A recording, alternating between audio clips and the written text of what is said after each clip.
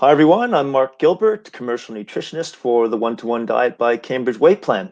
And today we're just going to talk about COVID-19 health and weight loss. So of course, over the last year, COVID-19 has reinforced the importance of diet and weight loss. And as many of you have seen, a lot of my recent work within the business has been spent looking at the science surrounding how diet and weight loss affect your risk. So today I'm just going to go over some of that science and research with you. Uh, First, we'll look at the many diet and weight-related risk factors. Then we'll look at how to minimize your risk of both catching COVID-19 and of having a severe outcome if you do catch it.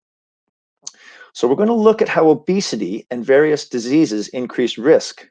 We'll look at how obesity itself increases COVID risk, and then we'll look at how obesity-related diseases or comorbidities, diseases related to obesity, how they increase the risk. And then we'll look at what we can do to minimize the risk. So it was realized early on that obesity was a risk factor for COVID.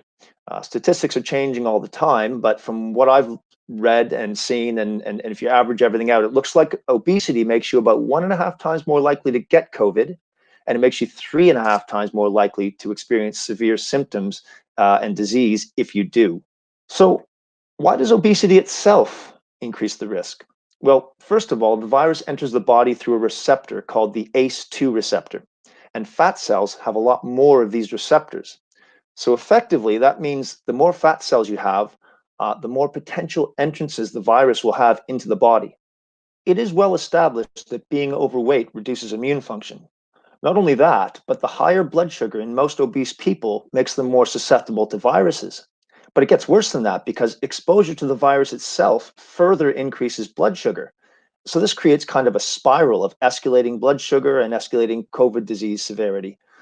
On top of this, immune cells called T cells are suppressed in obesity, and these cells seem to have a particularly important role in fighting the virus. Finally, obesity makes breathing more labored and difficult in those who contract the virus and impacts sleep. And both of these will further reduce immunity and make you less resilient. Let's look at these comorbidities, these diseases that go along with obesity. As we all know, being in a calorie surplus for too long, that is, eating more than you're burning off, more calories than you're burning, leads to obesity, but it also leads to the obesity comorbidities. It is not clear to what extent obesity itself or the diseases that accompany it cause severe COVID because there's so much overlap between the two. But the main comorbidities are the following: diabetes, hypertension, which is high blood pressure, cardiovascular disease, so diseases of the heart and the blood vessels, inflammation, kidney disease, and vitamin and mineral deficiencies.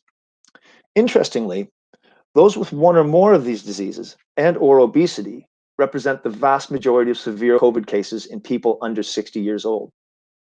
Okay, so that was a pretty basic slide, but this is a very busy, comprehensive overview of the disease that are both associated with obesity and that increase COVID risk.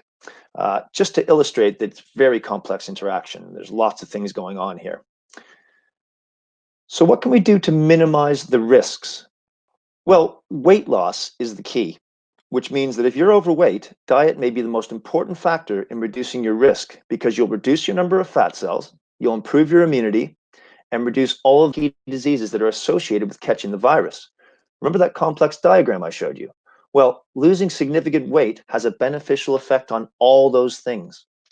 First of all, calorie restriction, or dieting, has been shown to improve immunity in everything from flies to mice to monkeys to humans. So this seems to be a universal effect. Okay, so now we'll look at low energy diets and their effects on immunity and COVID. Obese humans have impaired immunity, which has been shown in research to be reversed by weight reduction. In one study, when obese subjects with poor immune function were given nutritionally complete, very low calorie diet, their immunity improved significantly. In another study with similar subjects, a nutritionally complete low calorie diet not only improved immunity, but it improved immunity specifically to viruses. Weight loss also has an effect, specifically on certain signaling molecules called cytokines. And this is critical when we consider COVID because when the wrong kinds of these cytokines get out of control in a COVID patient, massive inflammation occurs. And this is often what requires emergency treatment and the worst possible outcomes of the disease.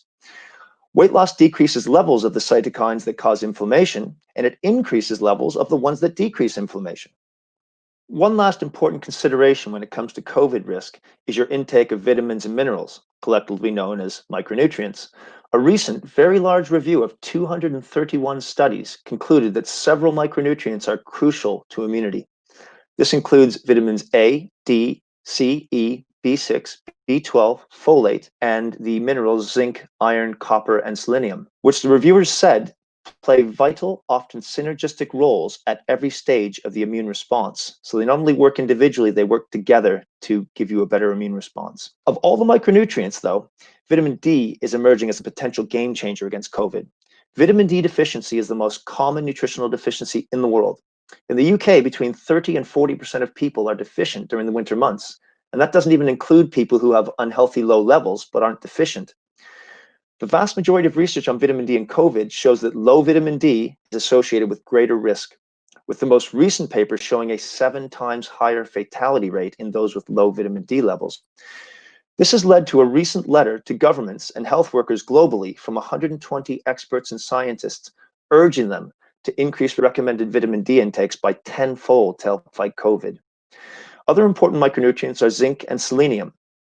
I've seen recommendations for vitamin C quite often during the pandemic, but they seem to be overhyped because the only studies showing effectiveness of vitamin C were those studies that used extremely high dosages, and they can only be effective when they're injected because your body can only absorb vitamin C so quickly by the traditional oral method. So mega doses of vitamin C at this point, unless some new research comes out, don't appear justified.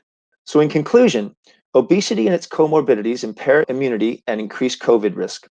The risk can be reduced by weight loss and a nutrient-dense diet that contains recommended amounts of vitamins and minerals, including nutritionally complete diet replacement food products.